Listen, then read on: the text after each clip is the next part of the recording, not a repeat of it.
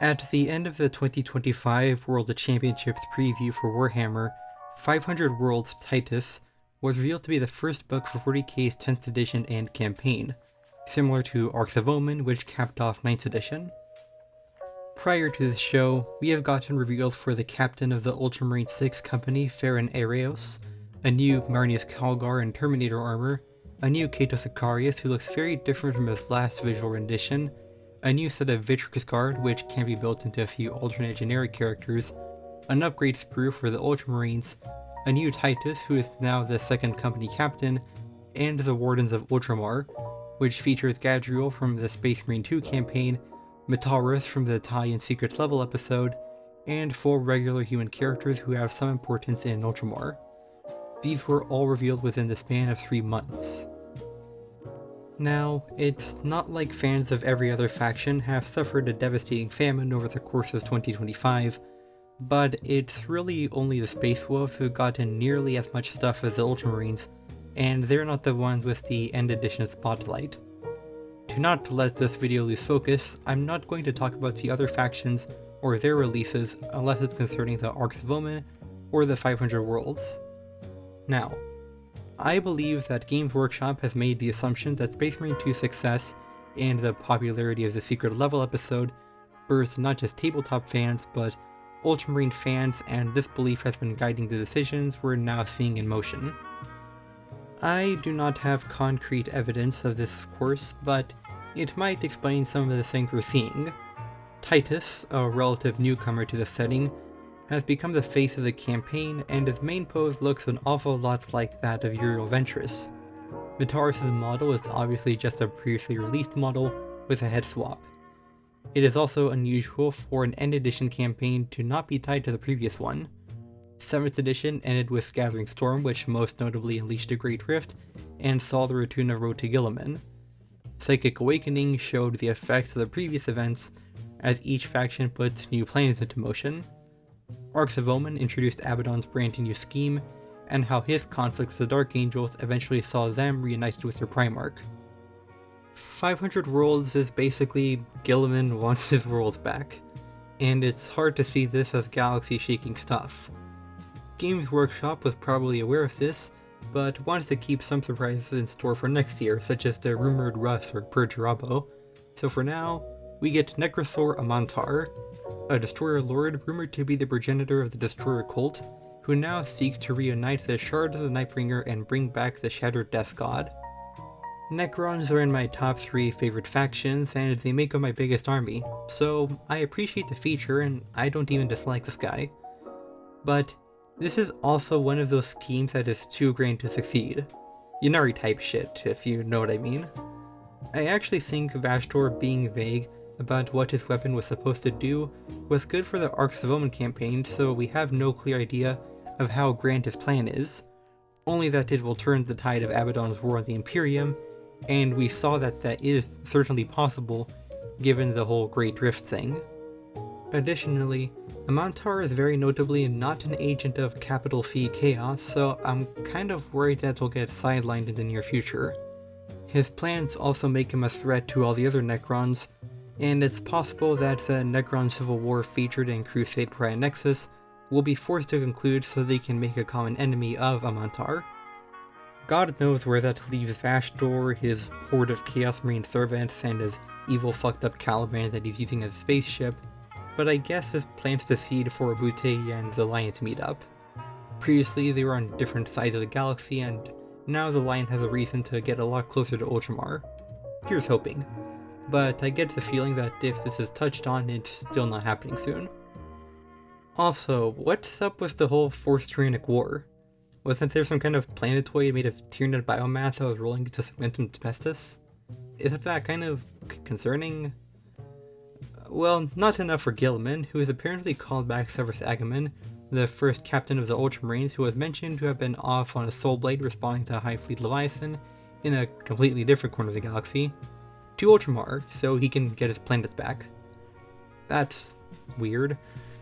Let me scroll further down this article and... what the fuck? So, Sevastus Acheron and Medeiros Chiron, 2 characters who are central to the plot of Space Marine 2, were killed after the events of that game. With a Space Marines 3 announced, which will likely come out in 2026 or 27, their death will likely not be in focus for that game. Well, this is awkward. I don't have a problem with these characters dying. In fact, there's a significant call in the community to feature more prominent character deaths without removing any corresponding models. This is part of why Yarick's death, which was in 10th edition, had a bit of controversy around it, as a well-liked character who got nothing since 8th edition was mysteriously killed.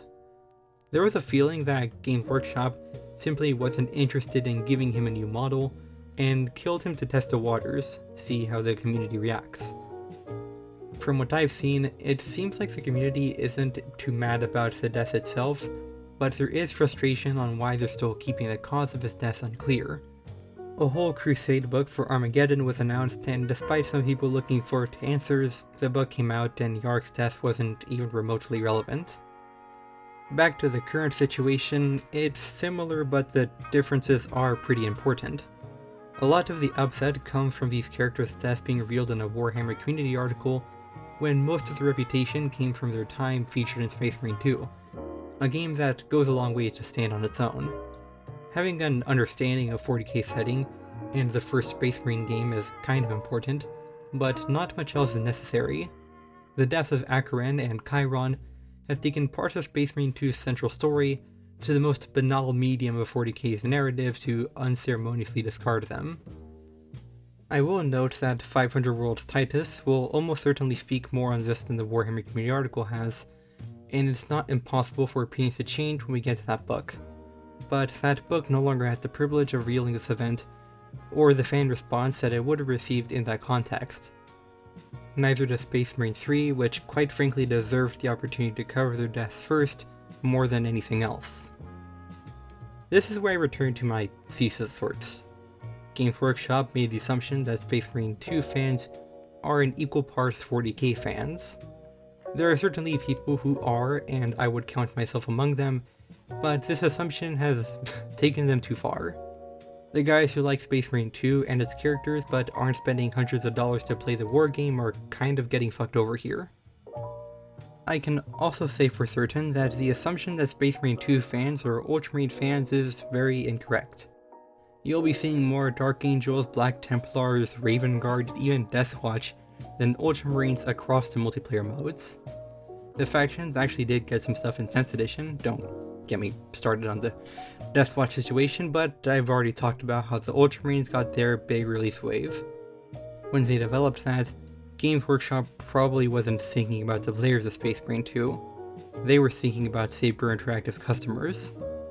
And this is when I've hit why 500 Worlds isn't kicking off like it should, why it feels so frustrating or awkward, and why it's not as exciting as a Arcs of Omen campaign. It's not the first time this has happened, but this moment in 40k's history is one in which the business interests of Games Workshop have so obviously ended up taking control of the narrative at the expense of good storytelling. Titus is a popular character in a popular game, but as a mere lieutenant, how can he be made into the proper face of the end edition campaign? Well, you just kill off the previous captain and swap him out. I have no idea why Chiron was killed and not just included with Gadra and Bataris, and I really don't want to seriously believe the joke that it was to swap quote-unquote token black characters, but it is a tempting explanation to buy into in lieu of better answers. I can't say I want to uncritically give corporations the benefit of the doubt on this kind of thing. Also, this whole campaign feels like it's starting off on the wrong foot by centering the Ultramarine so much in a way that doesn't concern the greater setting. Chaos and the Tyranids are always existential threats, which is why this edition felt like, narratively, it was starting strong, and 500 Worlds simply is not putting gas in the tank. Necrosaur Montar is no Vashtor, and he has no Abaddon on his side. Previous editions ripped open the galaxy and sent forth hordes of marauders raiding on space hulks to destroy everything in their way. An edition is ending, and it feels like just another Tuesday on Ultramar. I'm starting to repeat myself, and that's kind of why I didn't want to make a video like this. I hope my points are somewhat understood here. Given some rumors, I'm actually looking forward to whatever comes out after 500 Worlds Titus. Somehow, yeah, I have hope. We will get Prince Uriel as a token Xenoset hour just like Farsight during the Arcs of Omen. We will get Demon Primer Perturabo, we will see what's next from Abaddon and Vashtor, and Decimus will become relevant again. Some of these things are more likely than others, but I do genuinely think there's some stuff to look forward to. When business and storytelling crash into each other, the resulting mess is rarely reflected any better in the community response. This is a fuck up, but it's one that won't take much to learn from, and Games Workshop isn't completely devoid of self-awareness. Space Marine 3 might do the deaths of their prequel characters justice, but that's a long way off. And in the near future, perhaps 500 Worlds Titus will... I doubt it, but maybe it can give some justice to these characters' deaths. We'll get there one step at a time, and in the meantime, I have been Ignacio Vitalis. I must return to my less rambly projects, and I hope you have a good, non-heretical rest of your day.